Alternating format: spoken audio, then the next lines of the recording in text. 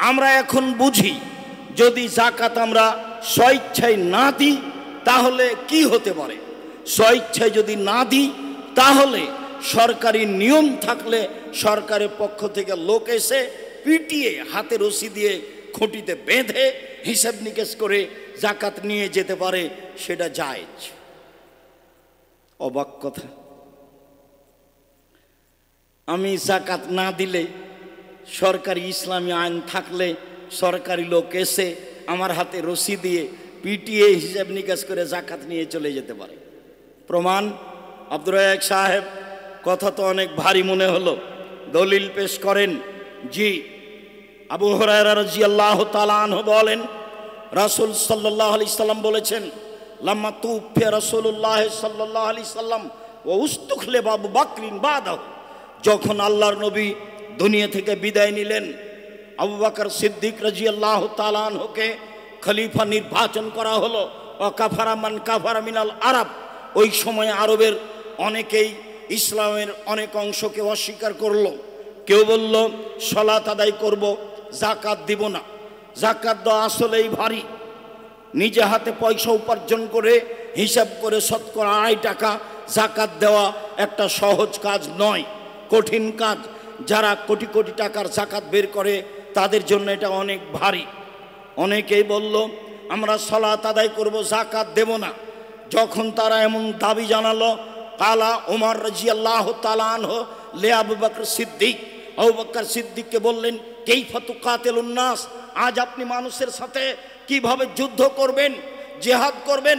কালা রাসূলুল্লাহ সাল্লাল্লাহু আলাইহি সাল্লাম, আল্লাহর নবী বলেছেন, উমিরতান উকাতিলা হাত্তা ইয়াকুলু লা ইলাহা ইল্লাল্লাহ, আমাকে বলা হয়েছে আমি পিটিয়ে মানুষকে লা ইলাহা ইল্লাল্লাহ বলতে বাধ্য করব, জোর করে মানুষকে লা ইলাহা ইল্লাল্লাহ বলতে বাধ্য করব।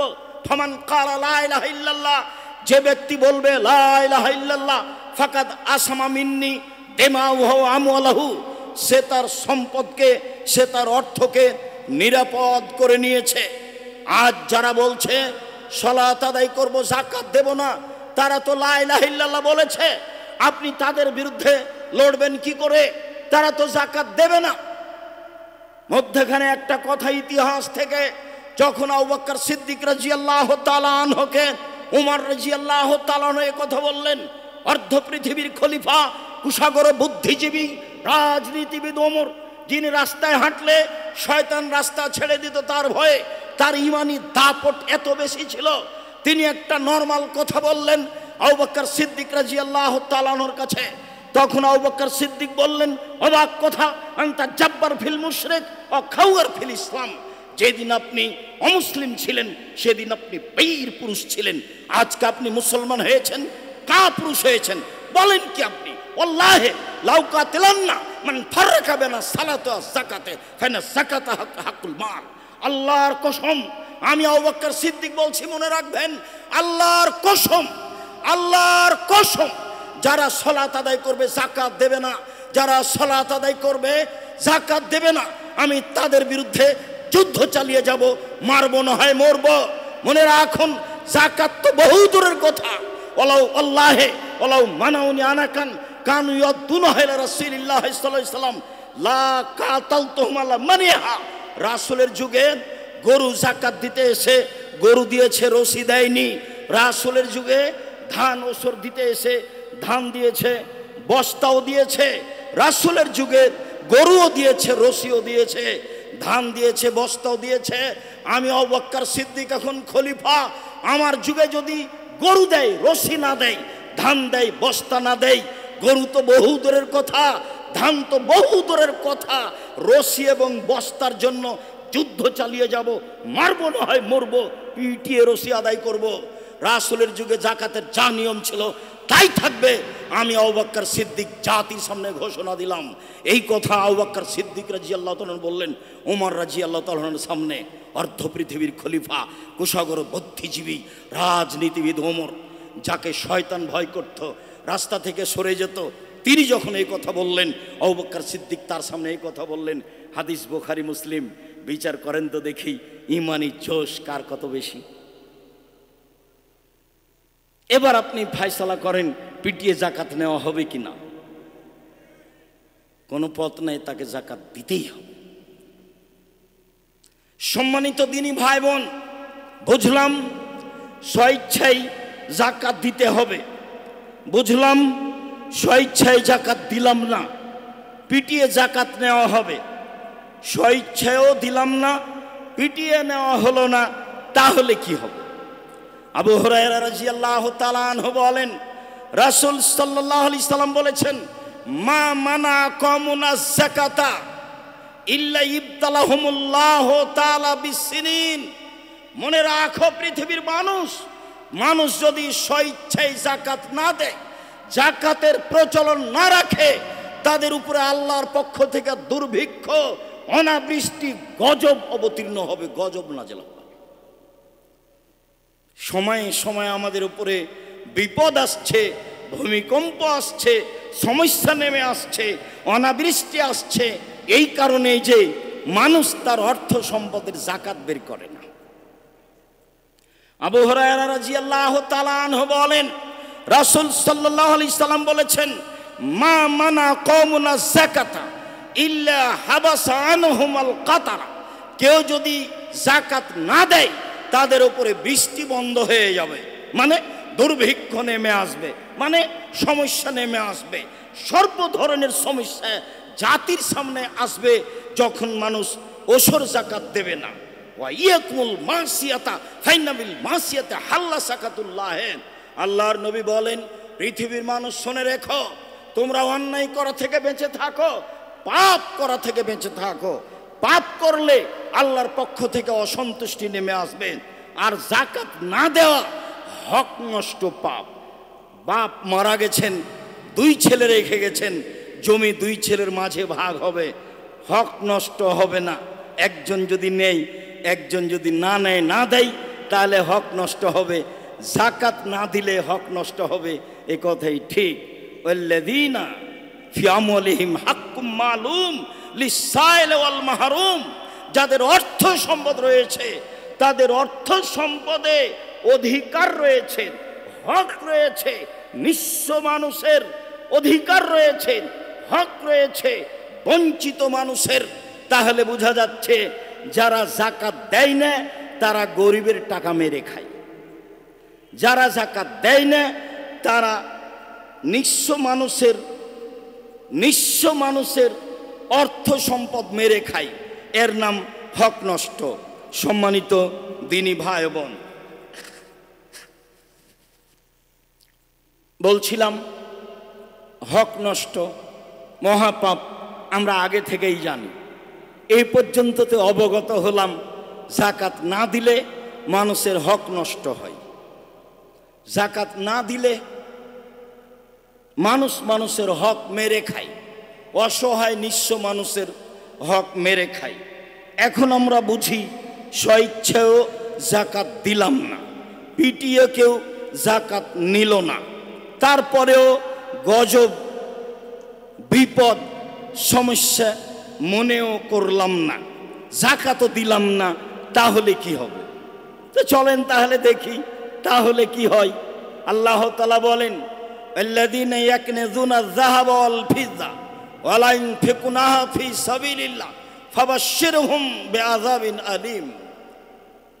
যারা অর্থ সম্পদের, স্বর্ণ চাঁদির জাকাত দেয় না, স্বর্ণ চাঁদি অর্থ সম্পদ সঞ্চিত করে রাখে, অর্থ সম্পদ সঞ্চয় করে রাখে, জাকাত দেয় না, ফাবাশশিরহুম বিআযাবিন আলীম।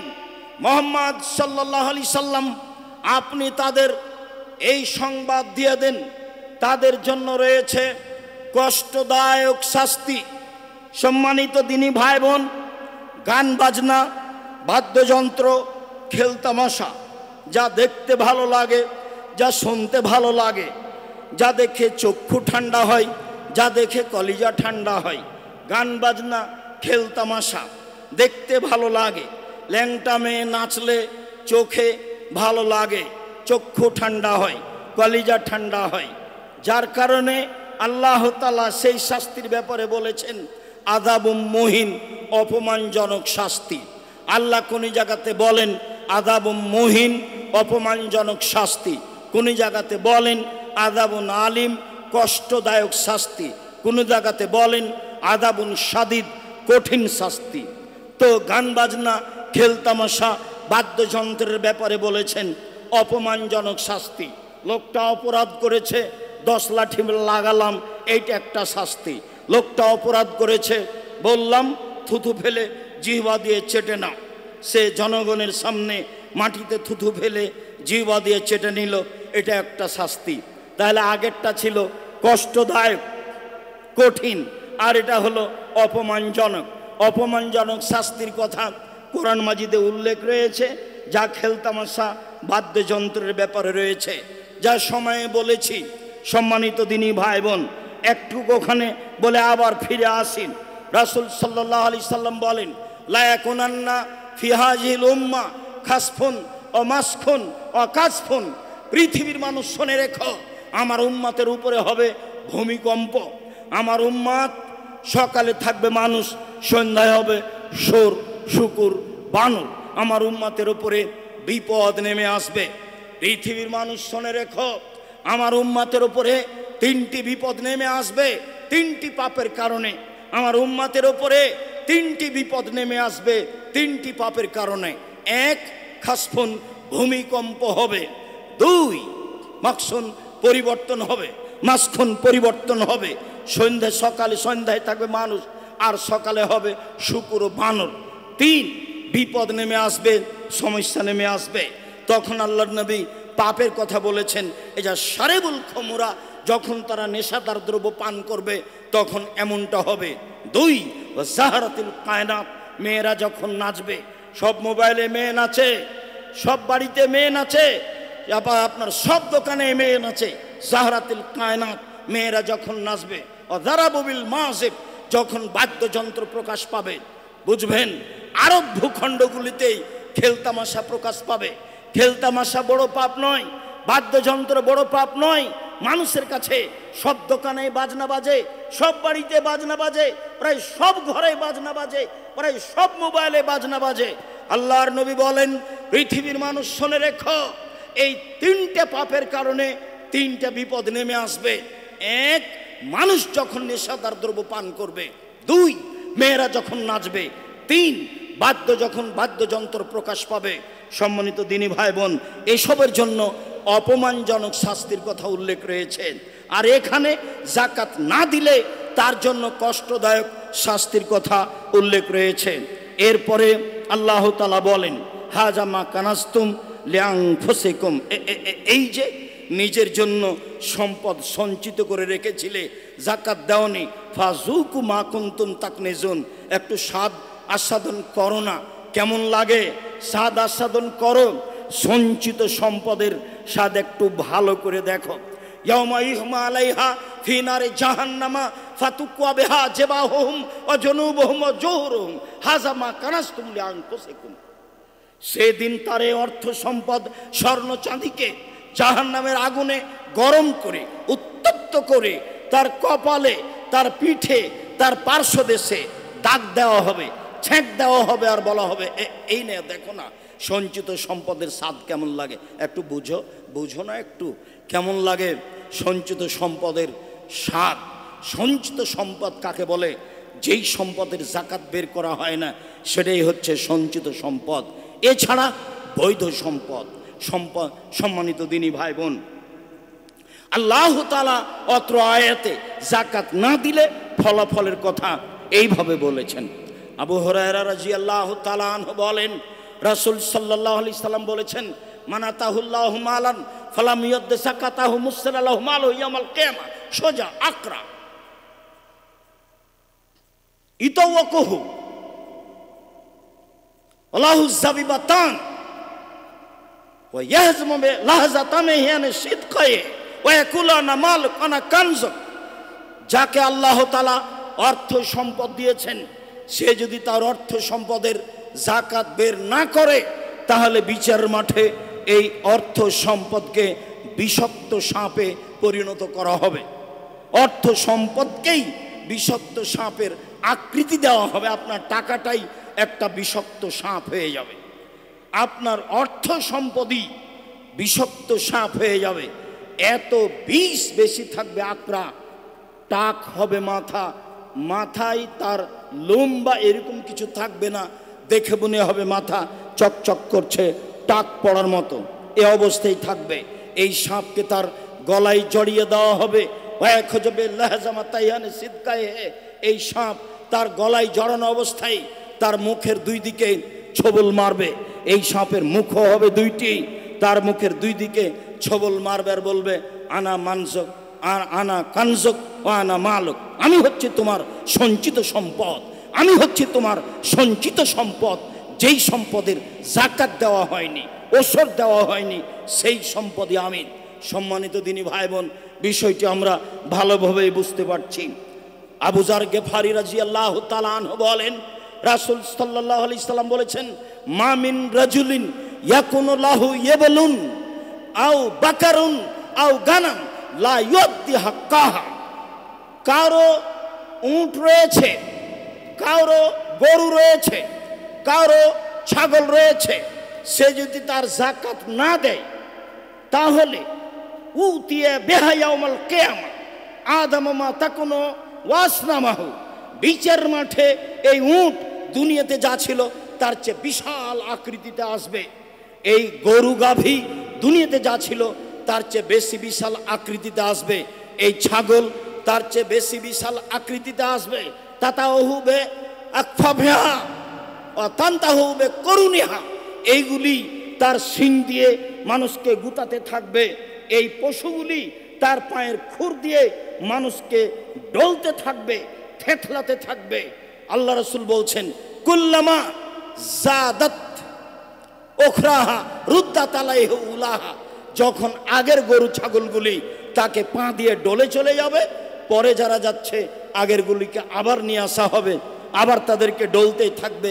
হাত্তা ইউজা বাইনান নাস, যতদিন পর্যন্ত মানুষের মাঝে বিচার শেষ না হচ্ছে। এইখানে একটা কথা, পূর্বের কথাটা টেনে নিয়ে আসি। জালেমদের বিচার পরে হবে, আল্লাহ তাআলা বলেছেন জালেমদের বিচার পরে হবে। রাসূল সাল্লাল্লাহু আলাইহি ওয়াসাল্লাম বলেছেন, যারা যাকাত দেয় না, ওসর বের করে না, তারা জালেম, তাদের বিচার পরে হবে। এই যে চলতে থাকবে তার শাস্তি, তার অর্থ সম্পদকে লাঠি তৈরি করে জাহান্নামে গরম করে তার কপালে, তার পার্শ্বদেশে, তার পিঠে ছেঁক দেওয়া হবে, দাগ দেওয়া হবে। তার অর্থ সম্পদকে বিষাক্ত সাপ তৈরি করে তার গলায় জড়িয়ে দেওয়া হবে, তার মুখের দুই দিকে ছবল মারতে থাকবেন। তার এই উট ছাগল গরু পশু প্রাণীকে আবার এর চেয়ে মোটা তাজা করে বিচারের মাঠে নিয়ে আসা হবে। সেগুলি শিং দিয়ে গুতাতে থাকবে এবং পা দিয়ে ডলতে থাকবে যতদিন পর্যন্ত বিচার না হচ্ছে। একদিন যদি দেরি হয় 50,000 বছর, 3 দিন যদি দেরি হয় 1.5 লক্ষ বছর। আপনার বিচার কতদিন পরে হবে আল্লাহই ভালো জানেন। সম্মানিত দিনী ভাই বোন, খুব সতর্ক সাবধান থাকবেন যাকাতের ব্যাপারে। রাসূল সাল্লাল্লাহু আলাইহি সাল্লাম বলেন, এখনো কানজু আহাদিকুম ইয়াউমাল কিয়ামা সোজা আকরা, তোমাদের সঞ্চিত সম্পদ বিচারের মাঠে বিষাক্ত সাপ হবে। এফিরু সাহেবু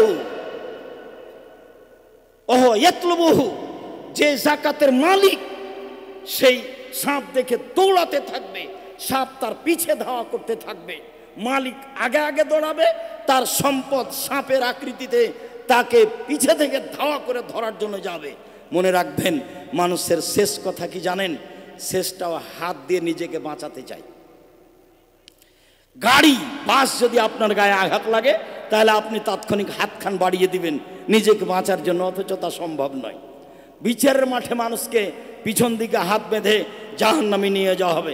খুজুহু ফাগুল্লুহু সুমাল জাহিমা সাল্লুহু, এদের ধরো, এদের শিকলবন্দি করো, এদের হাত বেঁধে জাহান্নামে নিয়ে যাও। কেন? ওই সময়তে হাত দিয়ে জাহান্নাম থেকে নিজেকে বাঁচানোর চেষ্টা করবে। মানুষের নিজের শক্তিতে হাতকে অস্ত্র হিসেবে ব্যবহার করার চেষ্টা করবে। দৌড়াতে দৌড়াতে যখন শেষ, তখন নিজের হাত দিয়ে সাপকে ঠেকানোর চেষ্টা করবে। তখনই তার হাত দুটি সাপের মুখে ঢুকে যাবে। এই কথা রাসূল সাল্লাল্লাহু আলাইহি সাল্লাম বলেন। সম্মানিত দিনী ভাই বোন, আমি আপনাদেরকে জরুরিভাবে অনুরোধ জানাচ্ছি যে অবশ্যই যাকাতের ব্যাপারে সোচ্চার থাকবেন, হিসাব নিকাশ করে যাকাত দিয়ে দিবেন। 25টি উট হলে একটি গরু জাকাত দিতে হয়, 30টি গরু হলে একটি গরু জাকাত দিতে হয়, 40টি ছাগল হলে একটি ছাগল জাকাত দিতে হয়, 7.5 ভরি স্বর্ণ হলে 20 ভাগের 1 ভাগ হিসাব করে বিক্রি মূল্য জাকাত দিতে হয়, 52.5 তোলা রূপা হলে বিক্রি মূল্য হিসাব করে শতকরা 2.5 টাকা জাকাত দিতে হয়। আর 18 মণ 30 কেজি শস্য হলে 20 ভাগের 1 ভাগ শস্য ওসর দিতে হয়। 18 মণ 30 কেজি শস্য হলে 20 ভাগের 1 ভাগ শস্য ওসর দিতে হয়। উল্লেখ্য যে ব্যাংকের টাকা, নিজের সঞ্চিত টাকা, ডিপিএস খোলা টাকা, কর্জ দেওয়ার টাকা পাওয়া যাবে।